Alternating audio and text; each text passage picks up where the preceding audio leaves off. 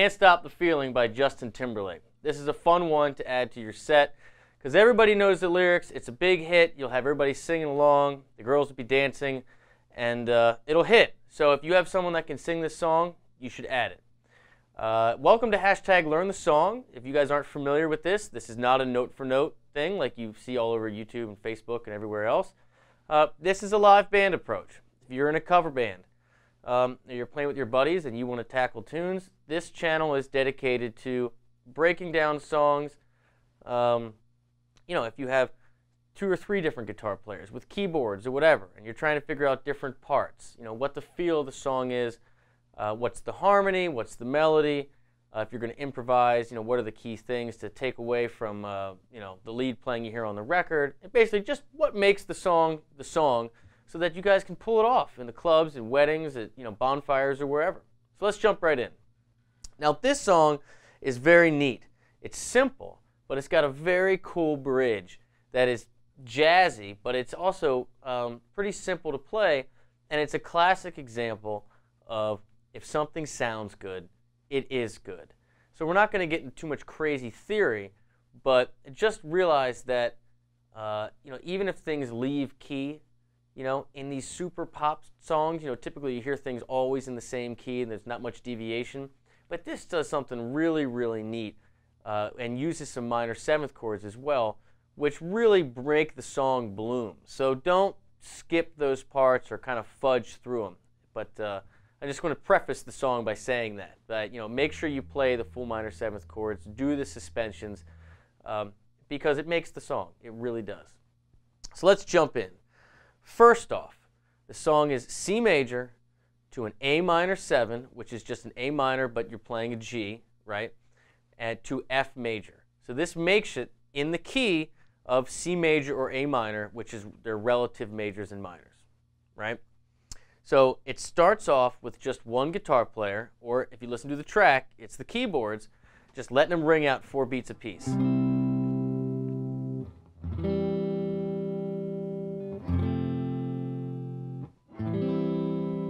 So if you have one guitar player, that's probably how you'd start it. And then the drums come in, but it's just kind of on the hi-hat, and then they bring the claps. And the whole thing, the whole feel of this tune, you'll find it right in the hi-hat. It's the...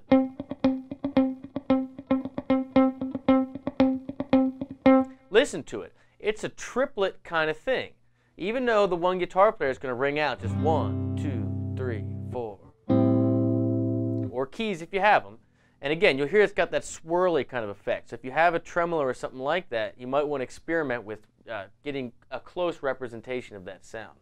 But it's the hi-hat. It's that da-da-da-da-da-da. That's the driver of the tune.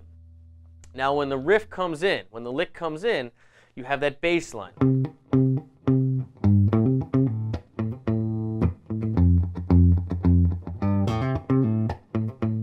Now you can try, if you have 2 guitar players, if you want to, this is something you find a lot in reggae, you can try to double that. And what that bass line is you're just following your chord roots, staying in C major pentatonic, right? So you have C, remember your chords go into A minor 7, so it goes to G, A, C, and then it jumps to A minor 7. So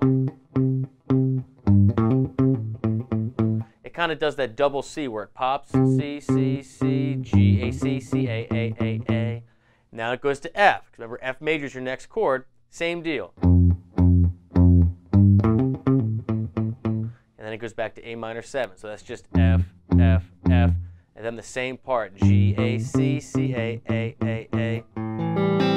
Now if you have one guitar, you might want to try to combine those, the chords and the root, right? The bass line. So.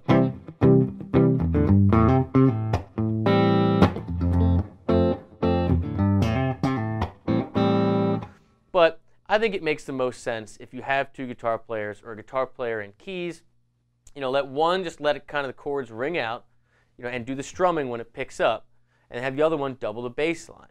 Or, now this is my personal favorite, is to kind of get out of the mud of down here and bring that kind of hi-hat feel up the neck and kind of recreate the feel of that bass line, but do it up here. Do it,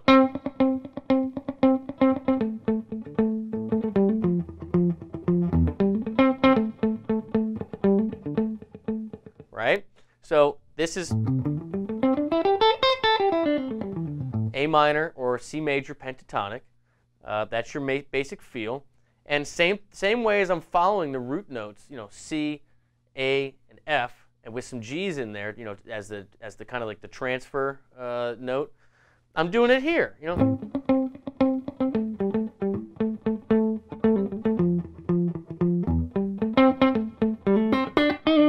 And you can feel free to mess around in that pattern, but if you hit the C's over the C's, the A's over the A minor 7, and the F's over the F's, and you kind of keep that,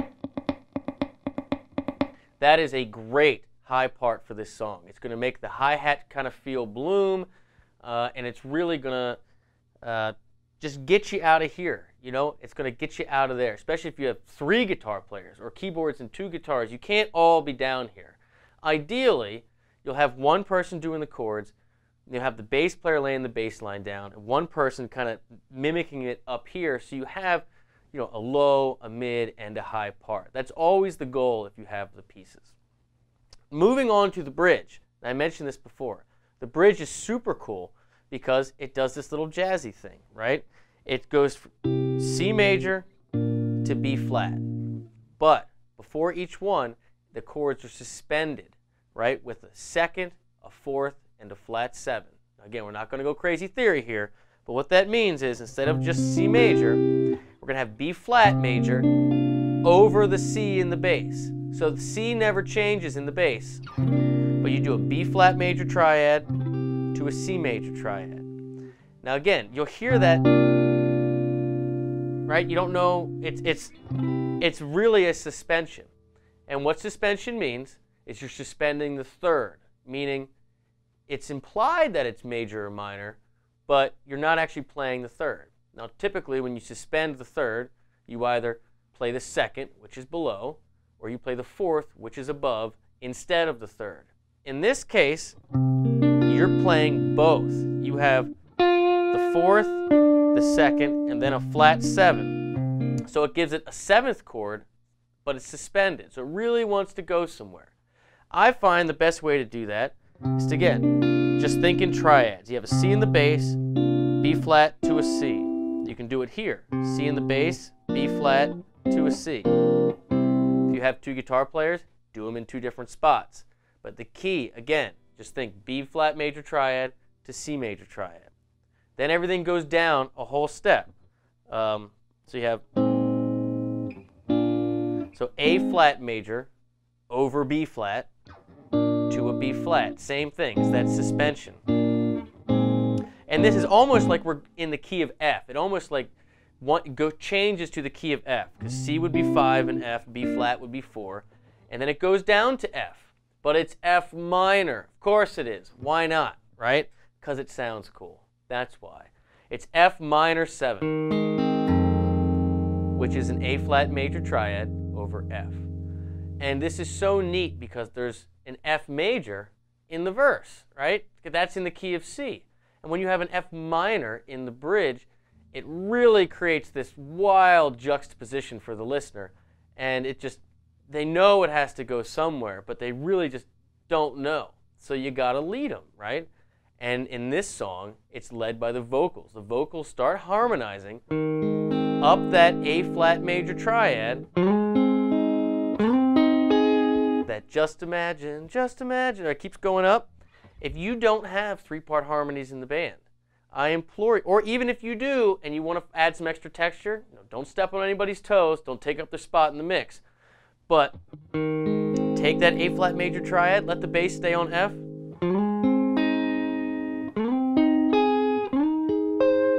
move it up, bring the listener back.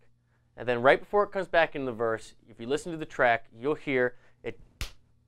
There's 3 hits on B flat, but to my ear, it's that B flat, but with that A flat major triad on top, right? Because you just came from that, and the listener's ear is still kind of there.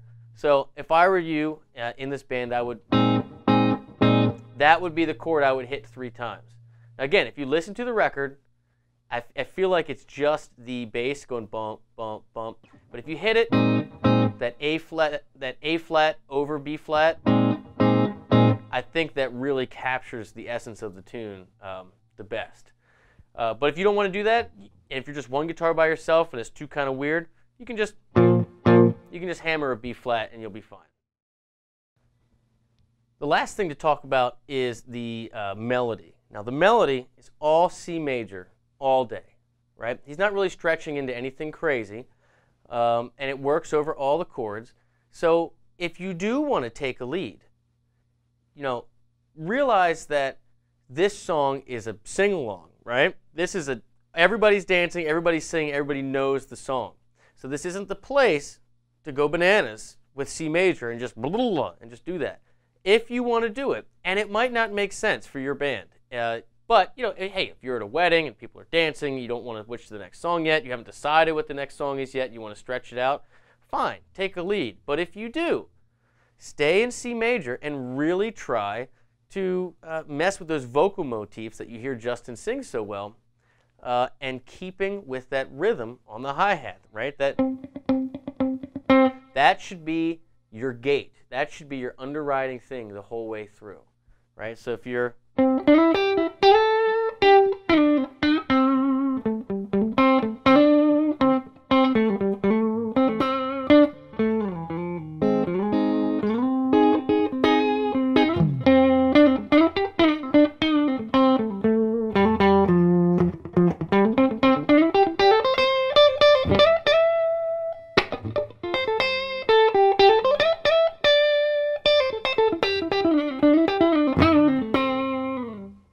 and if you practice it, you can hear the chord changes in the tune.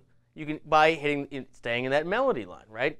Think about C's over C's. Think about A's over A's. Think about F's over F's, right? And that's really it for this song. Just you're coming in. If you have one guitar, you have that choice. Do you play just the rhythm? Do you catch some of the bass line? You got to figure that out with your band. But if you have multiple pieces, break it up.